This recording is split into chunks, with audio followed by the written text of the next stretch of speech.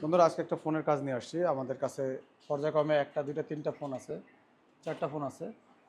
তো প্রথমে আমরা দেখাবো এই পোকো X2 এই ফোনটার কাজ। এই ফোনটা আমাদের যে ক্যামেরাম্যান আছে ও কেবল খুলে আমার কাছে জাস্ট দিল।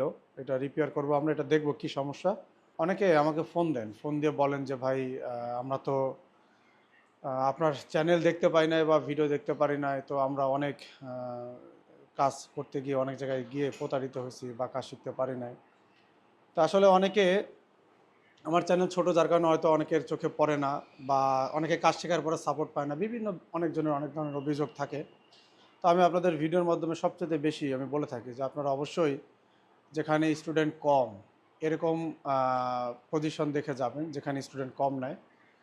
আর আপনারা ডেকোরেশন এবং বেশি স্টুডেন্ট এগুলো দেখে যদি মনে করেন যে সে জায়গায় ভালো শেখার বিষয়টা এরকম না। যার অনেক আগে থেকে চ্যানেল আছে তার সাজেস্ট লিস্টে যায় বেশি, তার চ্যানেল বড়, সেখানে আপনার স্টুডেন্ট বেশি হওয়াটাই স্বাভাবিক। অনেক নতুন ট্রেনিং সেন্টার বা নতুন অনেক টেকনিশিয়ান ভাই আছে যারা কাজ শেখায়, যাদের চ্যানেল অনেক ছোট, তারা খুব ভালো কাজ শেখায়, এরকম আছে আমাদের খুলনাতেও আছে। কিন্তু তাদেরকে ওইভাবে কেউ চেনে না, কাজ করতে চাই যেই। তো উনি এদিকে ঘোরাও আমার ওই দোকানে কজন বসে আনুমানিক 5-7 জন, যাক 5-7 জন বসে। তো আমার আজকেই ভাই কমপ্লেন করতেছিল যে ভাই আমার কাজ ওই জায়গায় করতে অসুবিধা হচ্ছে, আমার মাইন্ড আমি বসাতে পারি না কাজের মধ্যে, ওই জায়গায় অনেক লোক 4-5 জন, আমার ওই জায়গায় টেবিলই দেওয়া আছে মনে হয় টেকনিশিয়ান সব 5 জন বসতে পারবে নাকি, করলে সব মিলে কজন 7 জনের মতো বসে, 6-7 জন সবাই মিলে যদি আসে।